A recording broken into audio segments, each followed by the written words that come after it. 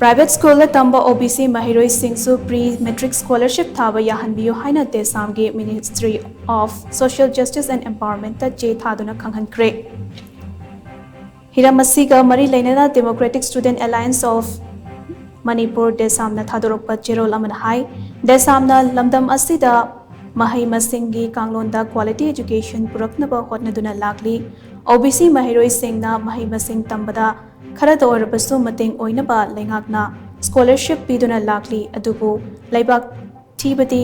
हौजिक लमदम असिदा थोकलिबा इरांग असि की चैथेंग महिरोई सिंगना नंगलिंगै चैरक असिदा क्लास 9 अमदि क्लास 10 दा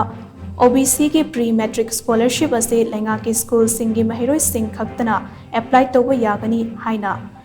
directorate of for social welfare of OBC and नागपिगनी Directorate of Welfare for OBC and SC की Director ना चेरोल अमत थोकलिबनी असिनी चेरोल असिना प्राइवेट स्कूल तंबा OBC की महिरोई सिंगदा चाउना निंग बकाइबो हले असिकुमा फिबम असिदा प्राइवेट स्कूल दा तमलिबा OBC महिरोई सिंग प्री मैट्रिक स्कॉलरशिप थाबा याहनबियु हाइना महिरोई लुप असिना ministry of social justice and empowerment जे थादुना तक्सिनख्रे हाइना चेरोल असिना मखा तारी